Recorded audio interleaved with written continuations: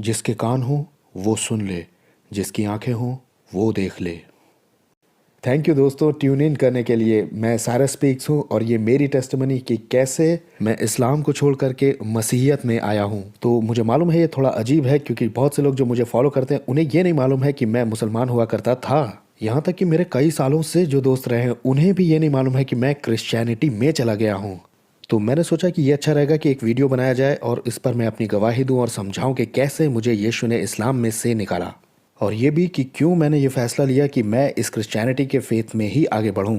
Elementary school का एक जवान लड़का होकर के मैंने अपने आप को लगाया कि जितना ज़्यादा हो सके मैं दूसरे मजहबों के बारे में और ज़्यादा पढ़ूं और जानूं। और मैं बहुत इंटरेस्टेड था, मुझे बहुत शौक था, तो मैंने ईमान से हट करके दूसरी किताबों को भी पढ़ना शुरू किया।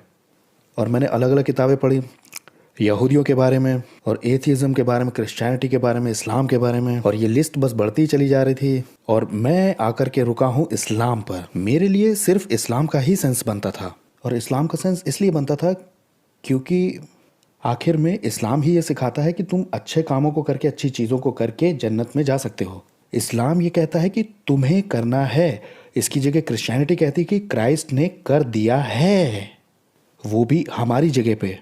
तो मेरे लिए इस्लाम का सेंस इसलिए बनता था क्योंकि इस्लाम कहता है कि तुम पैदाइशी गुनहगार नहीं हो बल्कि तुम गुनहगार बन गए हो। मैं अपनी मदर और स्टेप फादर के साथ रहता था और इस वजह से बहुत ही तनाव था परिवार में क्योंकि वो क्रिश्चियंस थे और मैं क्रिश्चियनिटी से सहमत नहीं था और इससे बहुत ही झगड़े हो रहे थे। बाद में मैं वहाँ से निकल गया, अपनी बहन के पास रहने लगा और उसके पति के साथ, और वो मुस्लिम्स थे। अब मैं कुछ साल आगे बढ़ा रहा हूँ, मैं अपनी बहन के साथ रह रहा हूँ, उसके पति के साथ रह रहा हूँ, और मैं स्कूल में हूँ। और ये सचमुच आखिरी दिन था स्कूल का, और स्कूल ख़त्म हुआ था और मेरी एक लड़ाई हो गई थी। मेरी एक लड़ाई हुई थी जिसमें मैं मारा गया था। तो जब मैं मारा गया तो मैंने घर जा कर के दोस्तों को कॉल किया, तो मेरी बड़ी बहन ने देखा कि मैं अपने गैंग वालों को फ़ोन कर रहा हूँ, तो वो समझ गई कुछ ड्रामा होने ही वाला है। तो वो मुझसे कहने लगी कि मुझे ये सब ड्रामे वगैरह नहीं देखने हैं, मैं नहीं चाहती हूँ कि मेरे घर में ऐसे छपरी लोग चले आए और ये कुछ हरकत ऐसी उल्टी सीधी कर दें।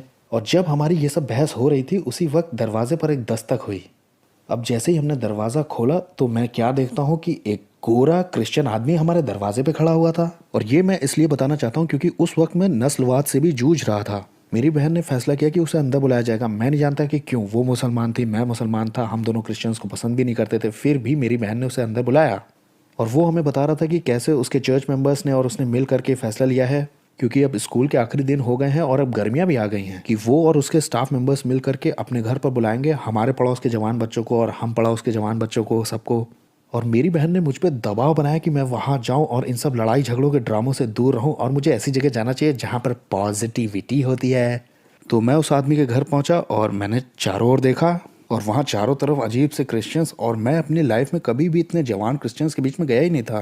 खासकर कि अलग जाति और नस्ल के लोग थे, अलग रंग रूप के थे, बहुत सारे थे, और वो बस मज़े कर रहे हैं, हम खाना खा रहे हैं, बातें कर रहे हैं, हंस रहे हैं। और पता नहीं कैसे लेकिन 2 घंटे निकल गए और तभी ये शख्स आके कहता है, आइए दोस्तों हम लोग आगे चल करके कुछ वर्शिप म्यूज़िक लगाते हैं और वर्शिप करते हैं प्रभु की। और मैं ऐसे हो गया, भाई क्या, किसकी आराधना? और मैंने ऐसे किया, ओ ये चर्च वालों के साथ बेवकूफ़ बनने का यही मतलब होता है। ओ ये क्रिश्चियन हमेशा वर्शिप करना चाहते हैं जीसस के बारे में, और मैं तो अच्छा खाना खाने आया हूँ, मैं तो अच्छा टाइम बिताने आया हूँ, 1-2 अच्छी लड़कियाँ भी हैं, मैं उनसे बातचीत करने में लगा हूँ, मैं देख रहा हूँ। तो सबसे अजीब हिस्सा ये था कि हम वर्शिप करने जा रहे हैं। अब हुआ क्या कि उसने एक म्यूज़िक लगाया।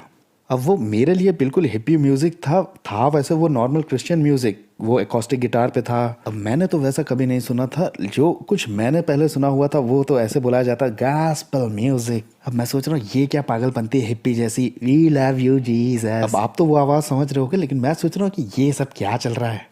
अब मेरे लिए जो सबसे अजीब हिस्सा था कि वहाँ जितने भी लोग थे, जितने जवान बच्चे, जितने भी लोग थे, वो सब सचमुच यीशु की आराधना करने लगे, बिल्कुल अंदर से, एकदम पर्सनली, जैसे कि वो उसे पर्सनली जानते हो। कुछ लोग एक तरफ नाच रहे थे, कुछ लोग गा रहे थे, कुछ लोग घुटनों पे आके रो रहे थे, कुछ लोग वहाँ नीचे भी बैठे हुए थे, लेकिन सब लोग वर्शिप कर रहे थे, जीसस से प्राइवेटली बात कर रहे थे। और मैंने पहले ऐसे कभी नहीं देखा था। तो मैंने कहा हटाओ, मक्का की तरफ मैं मुंह करने की कोशिश करने का, क्योंकि इस्लाम में आपका चेहरा मक्का की तरफ होना चाहिए जब आप दुआ करते हैं। अब लगभग 10 मिनट निकल गए और प्रेजेंस ऑफ गॉड ने उस शख्स के लिविंग रूम को भर दिया। वैसे अमूमन मैं ऐसे बात नहीं करता हूँ कि मैंने फील किया या रूहानी इन बातों के बारे में, लेकिन इस बात को समझाने का कोई दूसरा तरीका ही नहीं है। खुदा की हुजूरी सचमुच इस व्यक्ति के लिविंग रूम में थी, मैंने ऐसा एक्सपीरियंस किया, मैंने महसूस किया। तो मैं इसे समझने की कोशिश करने लगा कि नहीं, अरे मैं तो फिसल गया हूँ, इन लोगों ने खाने में कुछ मिला दिया होगा, कुछ मिलाया गया है। और मैंने कहा नहीं ठीक है, ऐसा नहीं हुआ होगा, लेकिन मेरा हो सकता है बीपी बढ़ गया हो क्योंकि मैं अभी कूदा हूँ पहले, और ये इस अजीब से हिप्पी म्यूजिक की वजह से भी हो सकता है जो इन्होंने बजाया है। मैं ये समझना चाह रहा था कि ये है क्या, लेकिन मैं नहीं समझा। तो आखिर में मैं उठा और उस शख्स के लिविंग रूम से निकल करके उसके गेस्ट रेस्ट रूम में चला गया और मैंने दरवाजा बंद करके तुरंत यीशु को गंदी बातें और लानत करना शुरू किया उसके नाम को। वो अल्लाह का बेटा नहीं है, अल्लाह के बच्चे नहीं होते हैं, और वो तो बस नबी हैं और इतने भी बड़े नहीं हैं, सबसे बड़े नबी तो मोहम्मद हैं। और मैं यही बातें बोल रहा था क्योंकि मैंने यही बातें पढ़ी थी, क्योंकि मैं इस्लाम में इसी विश्वास के साथ बड़ा हुआ था। और लगभग 5 मिनट निकल गए और मैंने प्रेजेंस ऑफ गॉड को फिर महसूस किया। वो उसके लिविंग रूम से निकल करके उसके पूरे घर में आ गई थी और मैं फर्श पे आकर रोने लगा, आंसू बहाने लगा खुदा की उपस्थिति के नीचे। और यहाँ तक कि इस आदमी को भी कुछ पता नहीं था। मैं खड़ा हुआ, मैंने मिरर में देखा और मैंने अपने आंसू पोंछे। मैंने कहा गॉड, मैं तो क्रिश्चियन भी नहीं हूँ, मैं तो मुस्लिम हूँ। मैंने कहा हम तो ये भी नहीं मानते हैं कि बाइबल सच्ची है, क्योंकि इस्लाम सिखाता है कि बाइबल सिर्फ थोड़ी बहुत ही सच्ची है। और तब मैंने पहली बार खुदा की आवाज़ सुनी। खुदा ने मुझसे कहा बदलाव की चिंता मत करो ट्रांसफॉर्मिंग की। मेरे कलाम को पढ़ो और मेरे कलाम को इजाज़त दो और मेरे प्यार को कि वो तुम्हें बदले। और इसके बाद ऐसा नहीं हुआ कि मैं तुरंत ही सेव हो गया, ये सब बहुत आसानी से हो गया। एक बहुत बड़ी जंग चली है दोनों ईमानों के बीच में, मेरे दिल के अंदर। मैं खुदा को ऑनर तो करना चाहता था, लेकिन मैं श्योर होना चाहता था कि मैं सही कर रहा हूँ। लेकिन वो जो लोग थे वो मेरे साथ बहुत मोहब्बत से चले, और जब वो मेरे साथ हुए, उन्होंने मुझे टेक्स्ट दिखाया, स्क्रिप्चर्स दिखाया। उनकी मोहब्बत की वजह से मैं समझ गया कि यीशु परमेश्वर का बेटा है, वो खुदा है और नबी से बढ़ के है। तो ये है वो पूरी घटना कि मैं किस तरह से सेव हुआ हूँ। और इसके बाद भी एक लंबा प्रोसेस है। मैं मिशनरीज काम पे गया, मैं बहुत ट्रैवल करता था, मैंने प्रीच किया बहुत लोगों को, इन सबको साइड करता हूँ। लेकिन आपकी क्या गवाही है, ये 2 वजह से बताई है मैंने, ताकि ब्लेस भी करूँ और इनकरेज भी करूँ आपकी टेस्टमनी देने के लिए। वचन में लिखा है कि हम जयवंत होंगे उसके खून की ताकत से और अपनी गवाही से। और ये ऐसा भी नहीं कि आप कितनी अच्छी तरह से अपनी गवाही बता लेते हैं या कितनी इंटरेस्टिंग है आपकी गवाही सुनने में, ये कितनी पावरफुल आपकी गवाही है। ये उस पावरफुल के बारे में है जिसने ये गवाही दी है आपको, वो यीशु है। इसके अलावा ये भी बताइए कि किस तरह से मेरी गवाही ने आपसे बात की है और आपको ब्लेस किया है। और नीचे कमेंट करके बताइए, और हाँ, सब्सक्राइब भी कीजिएगा और नोटिफिकेशन को भी ऑन कीजिएगा ताकि आगे आने वाली कोई भी चीज़ आपसे मिस नहीं हो। या मैं कुछ और चीज़ें भी लाऊंगा, ये सिर्फ होंगी आपके लिए खासकर। तो थैंक यू ऑल, आप लोगों ने ट्यून इन किया, थैंक यू। किसी और वीडियो में मिलेंगे।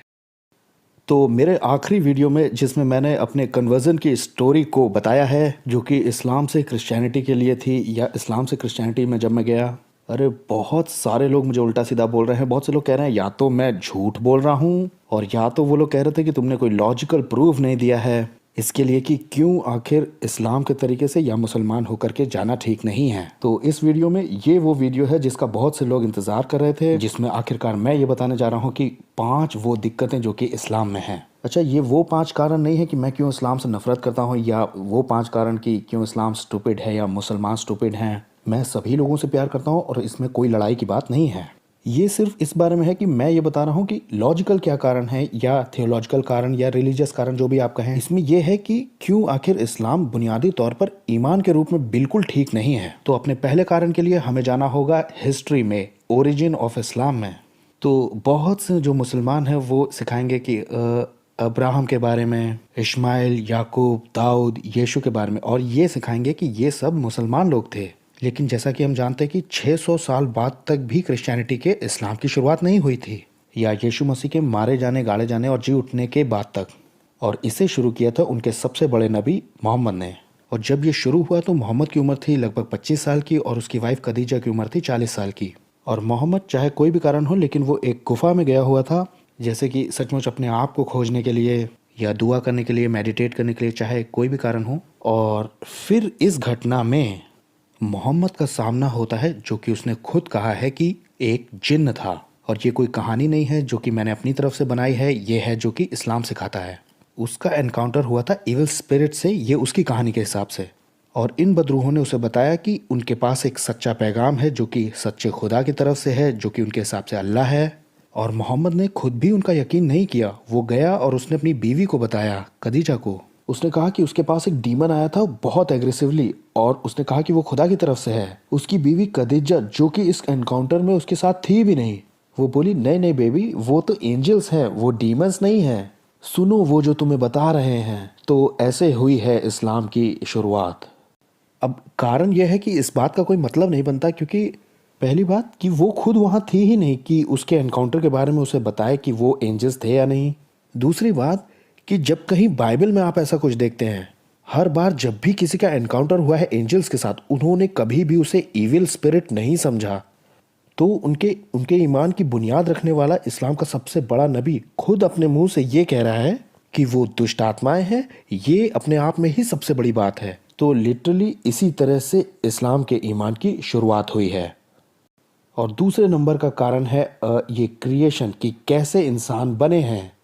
और ये कुछ इस तरह की बात है कि इसमें अपने आप में ही बहुत सारे कंट्रडिक्शंस हैं। जहाँ की एक जगह कहा गया है कि अल्लाह ने इंसान को बनाया है सीमन से, इसका मतलब हुआ कि स्पर्म या वीर्य से। और दूसरी जगह ये लिखा हुआ मिलता है कि अल्लाह ने इंसान को बनाया है मिट्टी से, जो कि बाइबल से मिलता हुआ भी लगता है।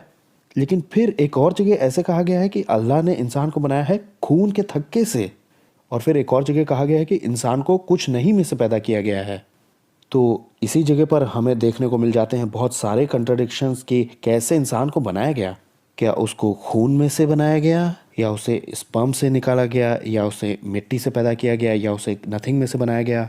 उसका इस तरह से कंफ्यूज होना कि उसने इंसान को कैसे बनाया, ये उस खुदा से बात करना हो ही नहीं सकता जो कि सब जानता है या जिसे सब पता है। तो इसका ये मतलब निकलेगा कि ये खुदा नहीं हो सकता। और जो तीसरे नंबर का कारण है वो भी कुछ कंट्राडिक्शन से ही संबंधित है, या मैं यूँ कहूँ कि इससे कोई काम नहीं बनता या इसका कोई अर्थ नहीं बनता। और इसमें जैसे कि मुसलमानों को ज़्यादा कोई बड़ा इशू नहीं है कि बाइबल से या क्रिश्चियनिटी से।